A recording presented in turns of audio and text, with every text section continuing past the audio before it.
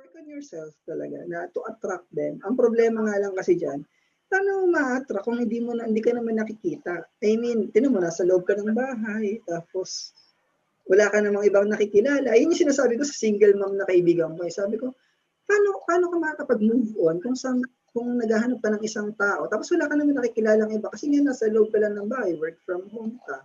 Syempre, nag-post ka sa Facebook, ano naman yun, ang daming nagpo-post sa Facebook.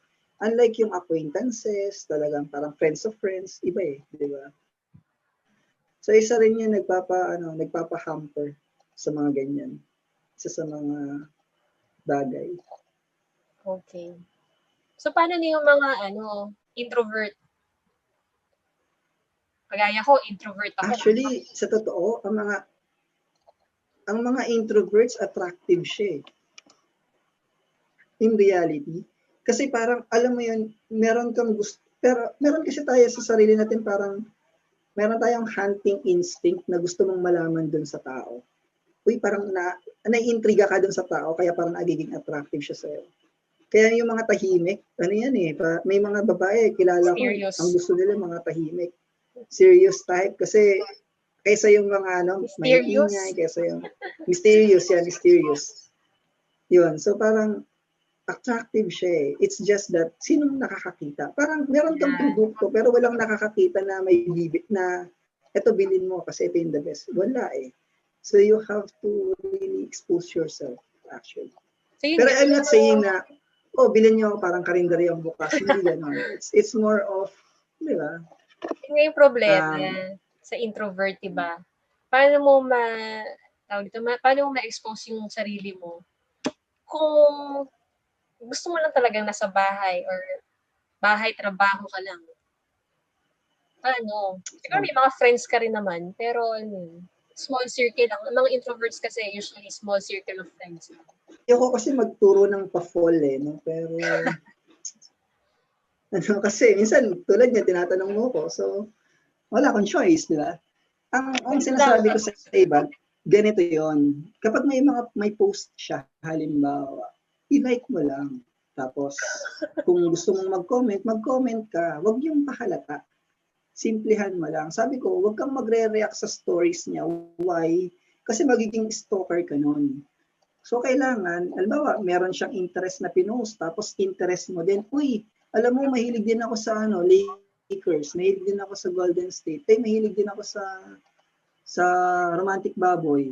So, parang, hahanapin mo yung same interest mo, doon ka magko-comment, doon ka mag-start ng conversation. Hindi yung basta i-PM mo lang, tapos, uy, hi, hello, di masyado kang halata nun. Bakit mo ko pinipm? Di naman kita kilala. True. So, wait for some time, share, comment. Wait for some time bago ka mag-PM.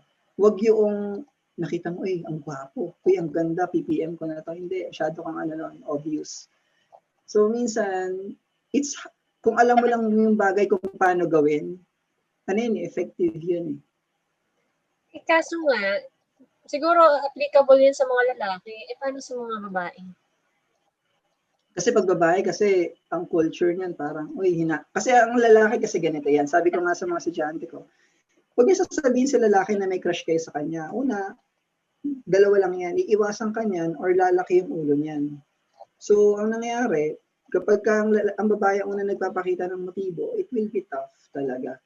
Pero siguro may mga subtle actions or move tayo na pwedeng magawa. Which, yun nga, simple, kung nasa GC kayo, kasi it depends sa situation Same, nagtatrabaho ba kayo parehas? So pag nagtatrabaho kayo, same office, ask for help.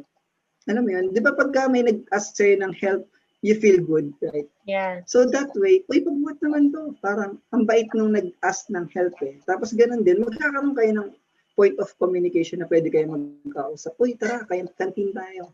Nang subtle, hindi halata. Yeah. So depende, halimbawa, paano pagka magkalayo, paano pag sa post lang. Depende rin kung magkasama kayo sa GC. Di pag sa GC, mag-react ka lang sa sinasabi niya. Kasi may mga iba naman nakakarinig or nakakabasa.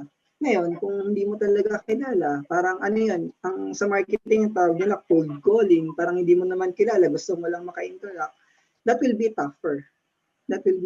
Kasi wala walang point of communication unless meron siyang business or meron siyang parang services na ino-offer or nag-work siya sa isang company na pwede kang magtanong. For example, uy, meron ba kayong dyan, ambroxol? Meron ba kayo dyan mefenamic acid? So parang doon, pwede kayong magkaroon ng point of conversation. Pero yun, it depends sa situation talaga. Mas maganda yun, specific. Specific yung pag-uusap, specific yung advice sa mga ganun. So parang ano ko dyan, kung saan kayo may same interest, huwag ka mag-focus. Yeah, diba? Totoo yan. Siguro kunyari, mahilig siya sa mag-play ng instruments. Kasi ako, na-appreciate ko yun. Uy, ang galing mo naman diba? Wow, nag-motivate ka din pala. Anong parang, nag-aral ka parang ganyan, yung mga tanong na makaka-relate din siya. So, isang Now, I'll add to that, yung deeper question. Diba, nag-play ka ng instrument. Uy, ang galing mo naman dyan. Alam mo, nahihirapan ako sa chord na E or sa C. Pwede mo ba akong turuan? Kasi ano bang technique doon? Parang kunwari na nahihirapan ka sa letter na yon na gusto mong matutunan. Yun. Dapat meron kang pang deep ng conversation. Kapag pinuri mo siya, ang galing mo, stop na yan. Ay, thank you. Nakita mo yan? Yeah. Pero kung may question ka, nasasagutin niya, that could be a start. Kaya lang minsan ang hirap din kasi paano pag ginamit sa mali yung ina-advise mo? Gusto lang niya magpa-fall tapos di niya sasaluhin. Patay tayo doon. Di ba? Kaya minsan ang hirap talaga magbigay ng advice. Pero ngayon ba may nagugustuhan ka?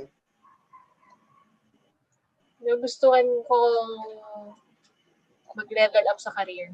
Yun. Sa career,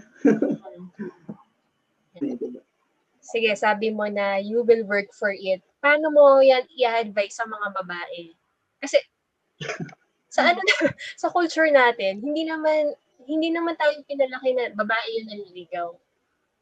Paano? That's true. So, ano yung magiging advice mo sa mga millennials na babae? First, you have to be the right person. Kasi kailangan i-attract mo Don't chase people. You have to attract them.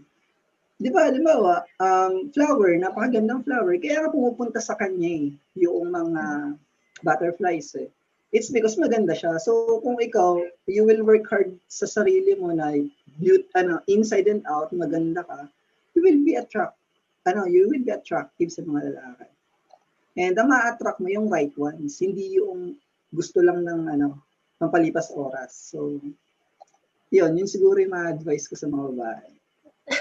Tsaka hindi minamadali kasi ang ginagawa nila pang post lang. Alam mo yun, I love you, miss kita. Display. That's nonsense. Pang display. Ang babae, ang lalaki, hindi pang display. Kundi, di ba? Pang matagalan.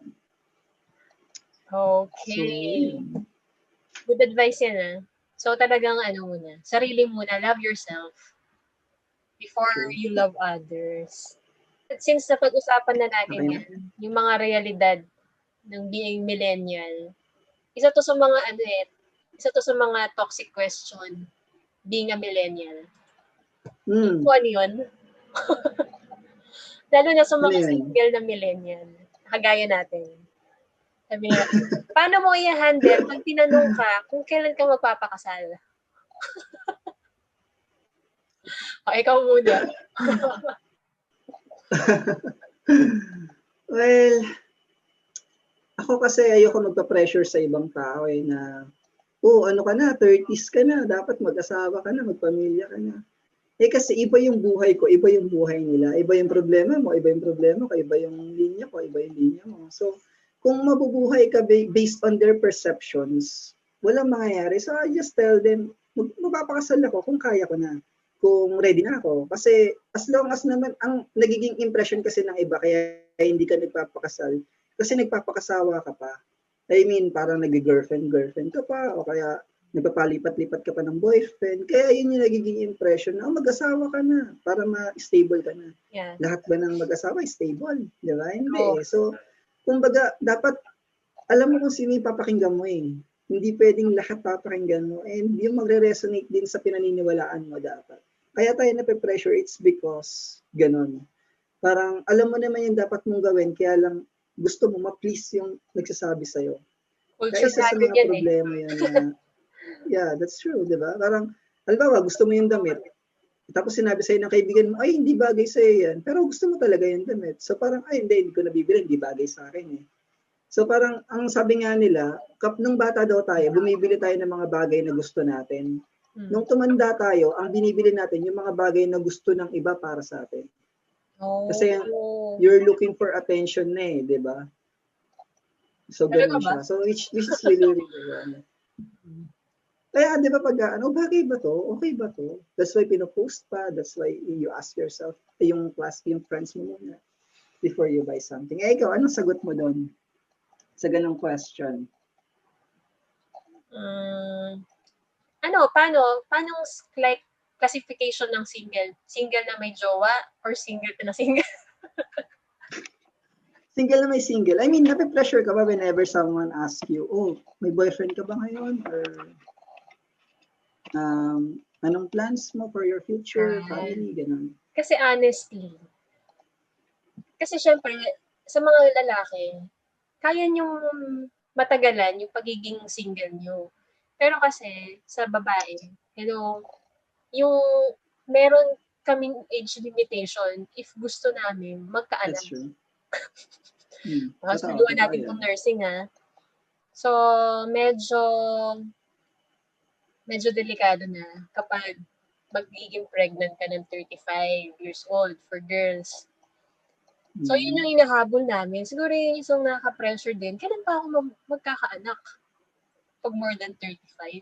So, dun ako nape-pressure. Tapos, sama yung sinabi mo kanina, na love yourself first, gawin na natin.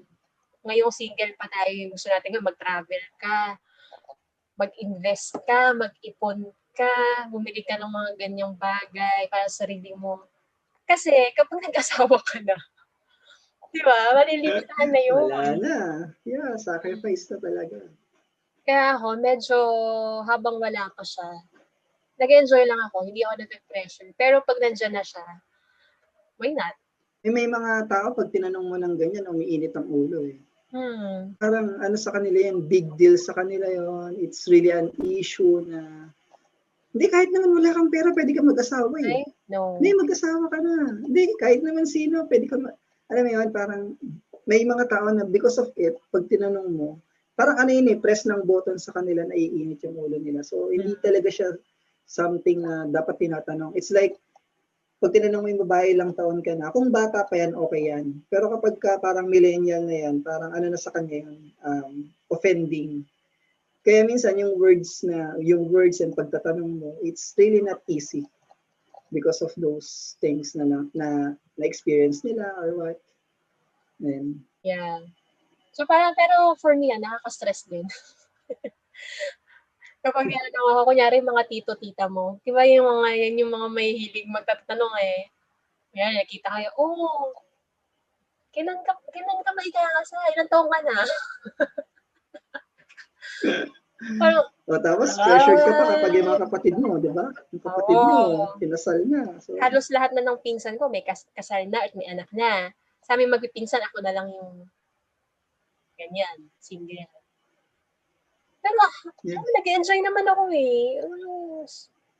Enjoy ko naman yung pagiging single ko. So kaya, siguro pag ito na yung time, hindi na ako magpapaligoy-ligoy. Pakasal na agad.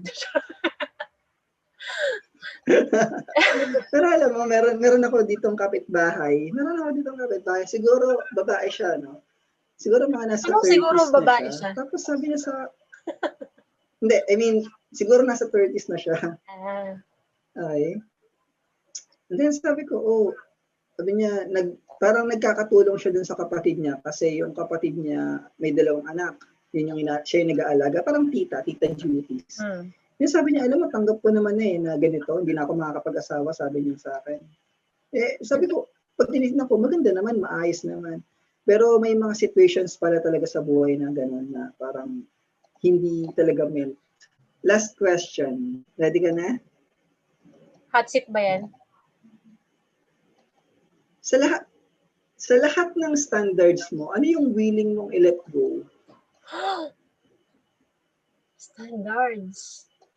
Halimbawa, hindi, nakita ko na, kasi di ba may standard. Ito na, 5 yun. Hindi, ito yung isang to, willing akong i-let go para maging kami na, or something like. So hard.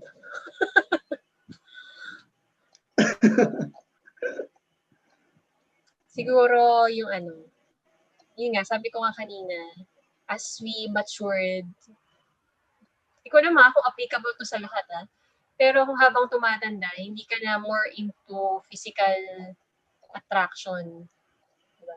Kung standard mo dati, pogi. Ngayon tumatanda ka na, iba na yung priority mo. So, syempre, gusto mo naman yung maging partner is presentable.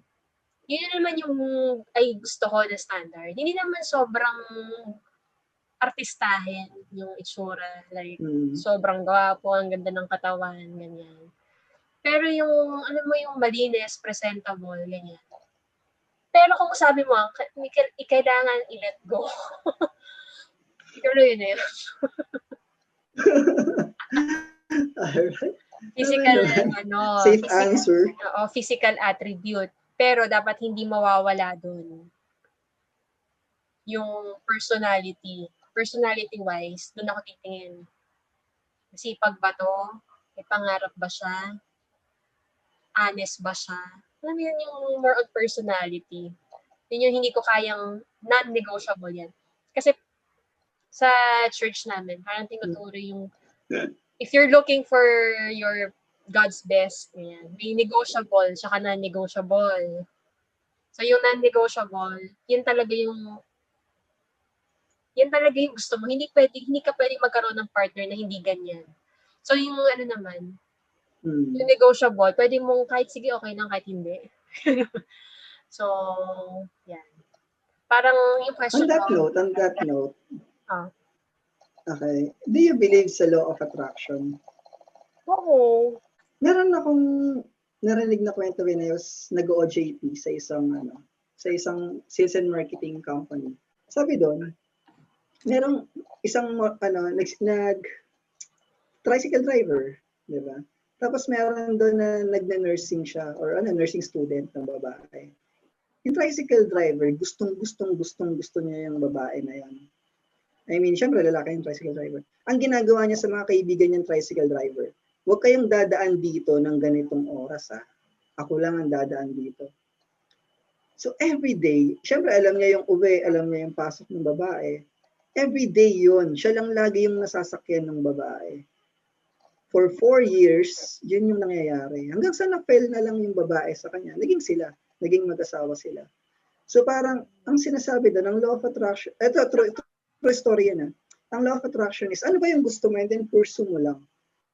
And it will be attracted to you as well. Ganun yung law of attraction. Kaya parang sinasabi nila, sabihin mo lang ng sabihin, it will happen. Yung ganun, parang kung ano inisip mo, it will happen. Sometimes talaga masasabi mo na yung mind is really strong, to be honest. Talagang minsan, when I was in college, sabi ko sa kanila na I visualize myself na nandito sa isang conference room and then nag-convince sa mga executives, sa mga bosses. And then it happened. Nasa informatics mega mall ako. Parang nandun kami sa isang conference room. That was my first training na ako yung nakapag-close ng deal. So, nandun yung mga boss sa likod, nandun yung mga participants. Conference room, training room talaga siya. Sabi ko, it happens talaga. Well, of course, una-awa ng Diyos yun. And talagang niloob din na mangyari. Pero what I'm saying is, sometimes it really happens. Parang pag inisip mo, magkakasakit yata ako. Magkakasakit ka nga talaga. Di ba? So, sometimes, ano ba yung gusto mo? Yan yung i-attract mo. Huwag mo sabihin na, oh, my leg is killing me. No, it's not. Huwag mong sabihin yan kasi it will kill you. So, something like that. Parang positive lang.